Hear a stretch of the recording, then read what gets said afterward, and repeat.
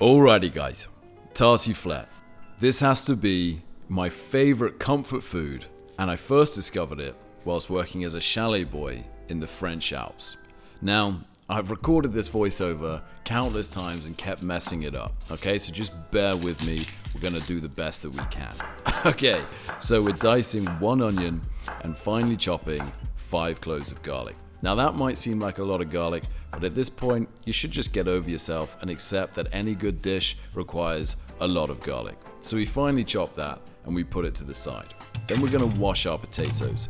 Now at this stage, we could of course peel them, and I'm sure there's many traditional French people out there that say we should. However, it's time consuming and I don't think it's necessary, so what we're gonna do is call it rustic. So we're gonna slice these potatoes into about a ½ centimeter thick. And once they're nice and sliced, we're gonna put them in some cold water with a generous amount of salt and put them on to boil for 3 to 4 minutes.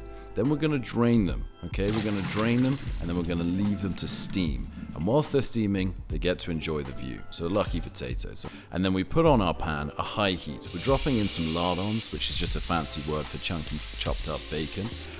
So if you can't find lardons, bacon is the way to go forward. You know what I'm saying.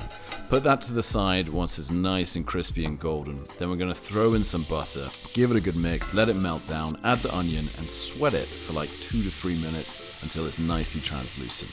Then we're gonna add the garlic, give that a good stir, and then we're gonna re-add our lardons, and then from there, we're gonna pour in some white wine, about a ½ glass, and from that point, we're then gonna season it, okay? A little bit of salt, but not too much, because the lardons, or the bacon, is salty. Then some black pepper, some dried thyme, give it a good mix, cook out the alcohol, and then we're gonna put this to the side before we then assemble the tartiflette. So into a baking dish, we add the potatoes, followed by the onions and lardons, give it a good mix, give it a good spread around, and keep layering until we get to the top.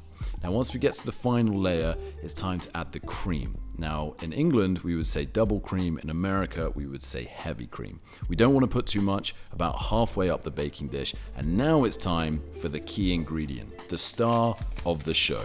This is Reblochon, and actually the reason that the dish was invented in the first place was to promote this cheese. It's soft, it's got fantastic flavor, and it melts into the dish just beautifully. So we cut some thick strips, and then we're gonna lay it on top of the potatoes, making sure they're evenly covered, and then from there, this is when you can get really excited, okay? It's about to go down. We season with a little salt and pepper, we add a little more dried thyme, and then we place in a preheated oven at 180 degrees Celsius or 350 Fahrenheit for 40 minutes. Now it's time to feed Remy because he's been very patient. It's supper time, and I hadn't realized actually that this guy is a messy eater. He needs to work on that.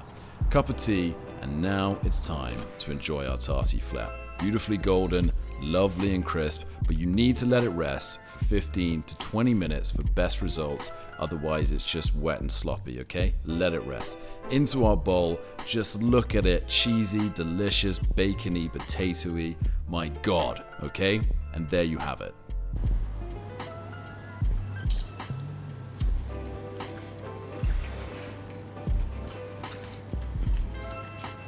That's pretty damn good. That is pretty damn good. Pretty damn good. Pretty damn good.